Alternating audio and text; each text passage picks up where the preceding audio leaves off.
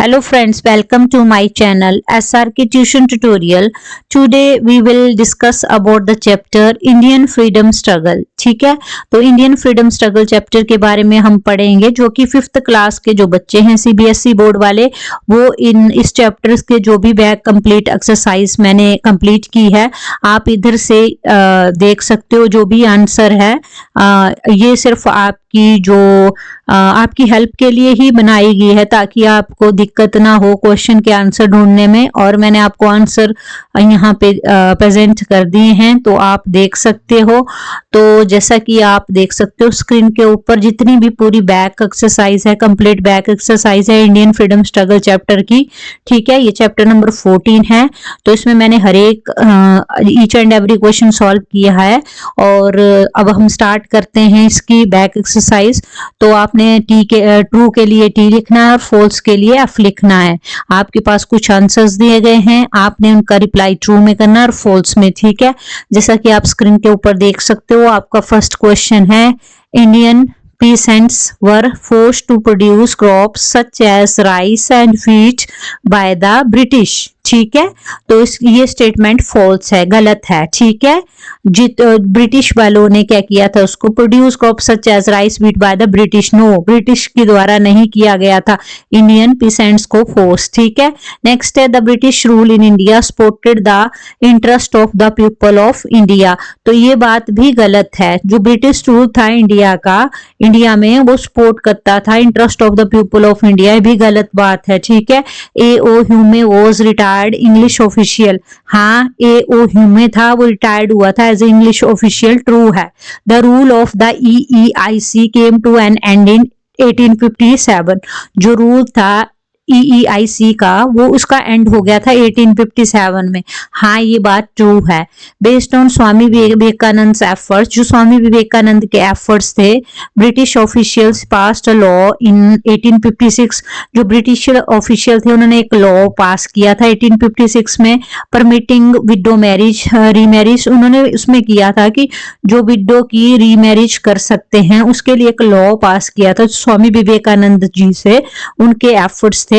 तो ये बात ट्रू है या फॉल्स है? ये फॉल्स है। ठीक है, तो नेक्स्ट देख सकते हो आप, नेक्स्ट सेकंड क्वेश्चन है, write the dates of the following events, one date has been provided for you, also arrange the events in a chronological order. ठीक है, आपके पास एक डेट का आंसर दे दिया है और बाकी आपने खुद करना है। जैसा कि स्क्रीन के ऊपर देख सकते हो, British announce the division of Bengal province, ये आपके पास दे दिया गया है बुक के ऊपर 1905। ठीक है, 1905।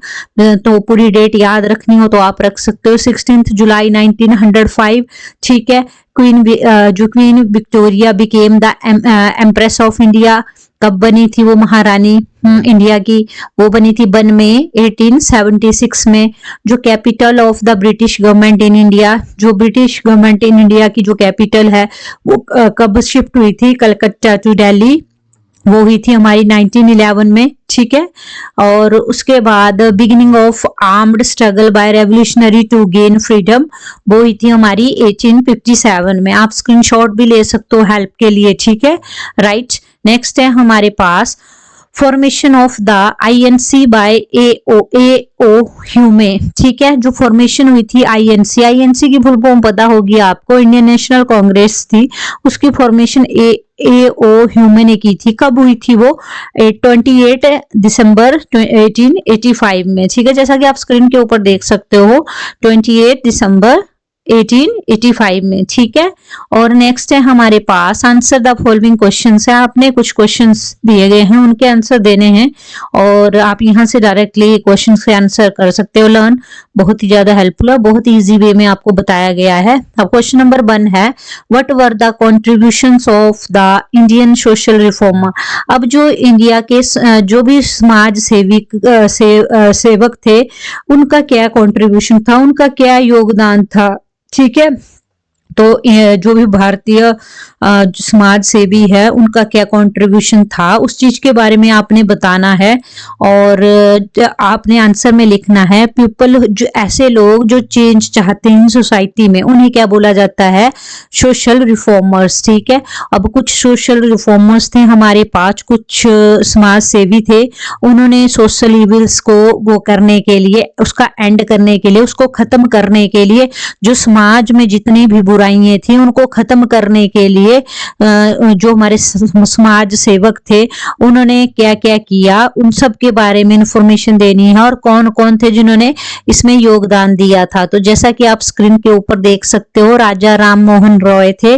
ठीक है, ये हमारे स्पेशल रिफॉर्मर इन लीडर थे जिन्होंने कि जैसे कि वो वेल नोन, उनको कौन कौन सी चीजें, कौन कौन सी लैंग्वेज आती थी अच्छे से, एक इंग्लिश आती थी, संस्कृत आती थी, और जो भी उनके पास फर्स्ट ग्रीक लैंग्वेज थी उसमें ये वेल डिपेंडेंट थे, वेल एजुकेटेड थे इन लैंग्वेजेस में। ठीक है, सॉरी।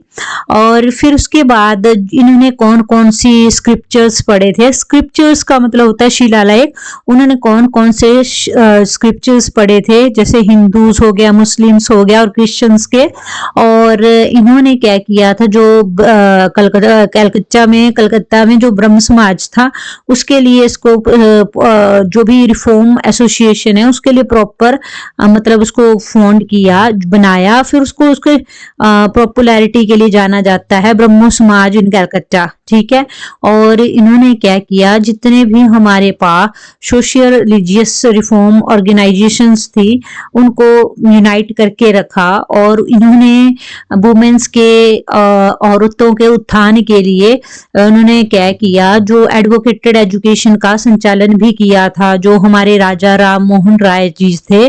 तो ये चीजें आपने याद रखनी है, उन्होंने क्या क्या किया था। ठीक है, ऐसे ही नेक्स्ट थे हमारे पास दयानंद सरस्वती। ठीक है, उन्होंने क्या किया, जो चाइल्ड मैरिज थी उनको उसके जो भी है उसको रिमूव करने के लिए उन्होंने स्टेप उसके ऊपर वर्क किया। जितने भी पुअर पेरेंट्स होते थे वो अपनी जो यंग डॉटर्स होती थी या छोटी उम्र की लड़कियां होती थी 10 और 11 साल की, तो क्या करते थे, बुढ़ों से शादी करा देते थे उस टाइम। ठीक है, कई बार ऐसा होता था यंग एज में किसी, जैसे मान लो करवा देते थे 11-12 साल की उम्र में शादी, तो उस टाइम उसके पति मर जाते थे, तो वो भरी जवानी में शादी नहीं कर सकती थी उसके बाद किसी और के साथ। और जब सती थी हमारी सती प्रथा, उस टाइम तो वो जो उसके पति मर जाते थे तो वो अग्नि में ही, आग में जल के मर जाती थी। तो इस तरह से ये चीजें सारी की सारी, और साथ में डॉरी सिस्टम चल पड़ा। अब डॉरी सिस्टम में क्या करते थे, जो लड़कियां होती थी उन्हें बोलते थे कि आपने दहेज देना, अगर दहेज नहीं देते थे तो उन्हें आग में जला के मार देते थे, आग से आग में मिट्टी का तेल फेंक के। तो इस तरह से पुअर पेरेंट्स होते थे वो कुछ वो क्या कर देते थे, अपनी जो बच्ची होती थी, छोटी सी बच्ची, तो जो बुढ़े आदमी होते हैं उनसे शादी करा देते थे ताकि दहेज देने की जरूरत ना पड़े।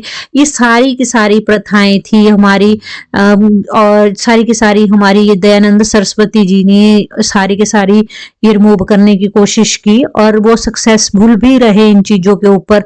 मेन यही इनके इश्यूज थे, इनको रिजॉल्व करने की इन्होंने प्रॉपर कोशिश की और इन्होंने सफलता प्राप्त की, जैसा कि आप स्क्रीन के ऊपर देख सकते हो। ठीक है, मैं आपको हिंदी में बता रही हूँ इसलिए ताकि आपको हिंदी में समझ आ गया तो आप इंग्लिश में खुद ही बना के लिख लोगे। ठीक है, अब नेक्स्ट है ज्योतिबा फूले। ठीक है, अब ज्योतिबा फूले है हमारा, ये भी एक सोशल रिफॉर्मर थी जिसने कि जो वुमेन्स थी उनकी एजुकेशन को इम्प्रूव करने के लिए बहुत बड़ा योगदान दिया था। ठीक है, उसने अपनी जिंदगी, सारी जिंदगी ज्योतिबा फूले ने वुमेन्स की जो भी डेवलपमेंट थी उसको अपलिफ्टमेंट करने के लिए सारी की सारी अपनी जिंदगी व्यतीत कर दी। ठीक है, और इसमें जितनी भी गर्ल्स थी या कास्ट सिस्टम का इशू था, इसमें जो कास्टिज्म होती थी, कास्ट वाले लोग होते थे उनको थोड़ा डिफेम किया जाता था और उनको अच्छे से ट्रीट नहीं किया जाता था। और जितनी भी हमारी जो ज्योतिबा फूले थी, उन्होंने क्या किया, पर्टिकुलरली जो भी गर्ल्स लोअर क्लासेस से बिलोंग करती थी उनके लिए एक स्कूल खोला था। ठीक है, तो ये सारा का सारा काम ज्योतिबा फूले ने किया ताकि जो विकास हो सके और जो लोअर कास्ट और अपर कास्ट में जो भी डिस्टिंक्शन थी, जो भी डिफरेंसेस थे, उनको रिजॉल्व करने के लिए बहुत ही ज्यादा अच्छा स्टेप उठाया। तो ये टास्क थे ज्योतिबा फूले ने जो अकम्प्लिश किए। तो जैसा कि आप देख सकते हो, और फिर इसको जब भी ज्योतिबा फूले की बात होती है तो उसकी बात फिगर आउट किया जाता है उसे लो कास्ट के लिए, क्योंकि उसने लो कास्ट को अपग्रेड किया था और हिंदू सोसाइटी की जो अपलिफ्टमेंट है उसको ऊपर करने के लिए बहुत ज्यादा योगदान दिया था, जाकि हर एक चीज से प्रोग्रेस हो। और ये सारी की सारी चीजें लो कास्ट, और वो लड़ी भी थी, उसने हक दिलाए थे लो कास्ट वाले पीपल्स के लिए। तो ये अच्छी बात है, अब कास्टिज्म नहीं है। ठीक है, हर एक को अपना अपना जीने का अधिकार होता है। तो नेक्स्ट देख सकते हो आप question number 2, why was the Indian national Congress formed. अब इंडियन नेशनल कांग्रेस फॉर्म कब हुई थी ये पता होना चाहिए। आईएनसी कब फॉर्म हुई थी, ये हुई थी 1885 में। ठीक है, और जो ब्रिटिश राज था इंडिया में उस टाइम ही इसको फॉर्म किया गया था, जब मॉडरेट फॉर्म रिफॉर्म में मॉडरेट कैटेगरी में पहुंची थी, बीच में जो बोलते हैं ना मध्यांतर, तब उस टाइम मध्यांतर में ब्रिटिश राज था इंडिया के ऊपर। तो ठीक है, उस टाइम ये जो आईएनसी की एक पार्टी थी, आईएनसी पार्टी थी, वो एस्टेब्लिश हुई थी। ठीक है, तो ये पता होना चाहिए आपको। क्वेश्चन नंबर 3 है, जैसा कि आप स्क्रीन के ऊपर देख सकते हो, what happened after the revolt of 1857 was crossed bye the British. ठीक है, अब क्या हुआ था जब रिवोल्ट ऑफ 1857 में हुई थी ना रिवोल्ट एक्ट, तो किस तरह से क्रस्ट किया गया था ब्रिटिश वालों को। ठीक है, तो ये चीज पता होनी चाहिए हमें कि क्यों हुआ था। जो भी जल्दी से जितने भी हमारे हाउस क्लीनिंग की सारी के सारी गुड्स से रिलेटेड सारी की सारी जो इंफॉर्मेशन थी, सारी की सारी वो जो चीजें थी, सारा का सारा को जो इंडियन एडमिनिस्ट्रेशन के ऊपर डिपेंडेंट था। ठीक है, और जो ईस्ट इंडिया कंपनी थी उसको क्या किया, हाँ, जो भी उसका अधिकार था इंडिया के ऊपर, इंडिया में ईस्ट इंडिया कंपनी थी। ठीक है, तो उसको क्या कर दिया, उखाड़ दिया, मतलब रद्द कर दिया, ब्रिटिश गवर्नमेंट की थी वो ना। तो इस तरह से हमने क्या किया, उस चीज को समाप्त कर दिया। ठीक है, तो ये चीजें आप समझ सकते हो। और नेक्स्ट है हमारे पास, why did the British divide Bengal. ठीक है, अब ब्रिटिश ने वो क्यों किया डिवाइड एंड रूल, जो आपको पता ही होगा, जैसे कि हमारे जो कल्चर थे उसमें डिफरेंस आ गया था। जैसे जो बंगाल था हमारा, उसको 2 कैटेगरीज में डिवाइड कर दिया गया था, 2 हिस्सों में। ठीक है, एक ईस्ट बंगाल हो गया हमारा, एक वेस्ट बंगाल हो गया। ठीक है, तो ब्रिटिश चाहते थे कि जो भी है इससे क्या हो जाएगा, एडमिनिस्ट्रेटिव सिस्टम होता है ना, वो सिंप्लीफाई हो जाएगा। ठीक है, तो ऐसा था, जो मेजोरिटी थी पीपल की बंगाल में वो रिलीजन्स के ऊपर बेसिस थी। ठीक है, इसमें सारे रिलीजन्स थे हमारे, हिंदू मुस्लिम सिख ईसाई सारे थे। तो उनका आपस में क्या हो गया, कोलैप्स हो गया, क्योंकि हिंदू बोले हिंदू, मुस्लिम मुस्लिम, तो आपस में उनके मतभेद हो गया सारी चीजों के लिए। ठीक है, तो वो यही चाहते थे, जो ब्रिटिश थे, जो अंग्रेज थे, वही यह चाहते थे कि इन जितने भी इंडियंस हैं उनके साथ, मतलब जितने भी इंडियंस थे उनमें क्या हो जाए, यूनिटी की भावना ना रहे, उनमें डिसयूनिटी आ जाए, मतलब वो एक दूसरे की भावना के खिलाफ लड़े, एक दूसरे के अगेंस्ट हो जाए। यही उन्होंने नीति चलाई थी, डिवाइड एंड रूल, अंग्रेजों ने, ताकि हमारे रिलीजन्स के ऊपर, वो रिलीजन्स के ऊपर गए। अगर हम रिलीजन्स के ऊपर ही, हाँ, मतलब कुछ बोलते हैं, और जैसे हिंदू मुस्लिम ऐसे लड़ाई करा दी इन्होंने सारे रिलीजन्स के बीच में, तो इससे वो, इसी वजह से इन्होंने ये सारी चीजें कराई। तो इसी से इसी को बोला जाता है divide Bengal, British divide Bengal के नाम से जाना जाता था। क्यों हुआ था ये? इसमें हर एक बंदे की भावना के साथ खेल रहे थे जो अंग्रेज थे, ठीक है। तो ये आपको पता होना चाहिए, जैसा कि स्क्रीन के ऊपर आप आंसर देख ही रहे हो, ठीक है। मैं ही बस हिंदी में समझाने की कोशिश कर रही हूँ। व्हाट वाज द स्वदेशी मूवमेंट? अब स्वदेशी मूवमेंट क्या था? मूवमेंट क्या था? What were the results of the movement? अब इस रिजल्ट क्या क्या थे, इस मूवमेंट के रिजल्ट, ठीक है, आपके सामने। तो ये स्वदेशी मूवमेंट बहुत ही ज्यादा लॉन्ग टर्म इकोनॉमिक और जितने भी सोशल कॉन्सिक्वेंसेस थे इसमें, जैसे कि हमारे पास डोमेस्टिक कॉटेज इंडस्ट्रीज और हैंडीक्राफ्ट्स का जो बिजनेस था उसको इंक्रीज करने के लिए हमने बहुत अच्छे स्टेप्स उठाए। जो हमारे महात्मा गांधी जी थे, उन्होंने बहुत ही अच्छी सीख दी हमारी पब्लिक को, हमारे इंडिया के लोगों को, कि आप अपना सामान बनाओ और अपने सामान का ट्रांसपोर्ट करो one place to another place, उसको इंपोर्ट करो, एक्सपोर्ट करो। तो ये सारी चीजें हमारे महात्मा गांधी जी ने सिखाई। इससे क्या हुआ, जो और उन्होंने साथ में ये भी बोला कि जो भी ब्रिटिश इंडस्ट्रियल पॉलिसीज है, जैसे कि इंपोर्ट करते मशीन मेड गुड्स, तो उसको प्रेफर मत करो, मशीनी उसके ऊपर मत जाओ, आप अपने खुद के हाथों से बनाओ, डोमेस्टिक कॉटेज इंडस्ट्रीज का यूज करो। उससे क्या हुआ, तो उसी से तो अंग्रेज हमारे इंडिया को छोड़ के गए, ये भी एक फैक्टर ही है। क्योंकि इससे क्या हुआ, देखो, अगर हम अपना करेंगे, अगर हम जागरूक होंगे, हमारे इंडिया वाले पीपल्स में कितनी टैलेंट थी, वो इसी तरह का काम करते गए। एक दिन ऐसा हुआ कि जो अंग्रेज थे उनको जाना पड़ा। तो मतलब इससे क्या हो गया, हमारे को जो हमारे गरीब थे, जो मतलब अंग्रेजों का ही काम करते थे वो, तो उसके उनके ऊपर ही डिपेंडेंट थे।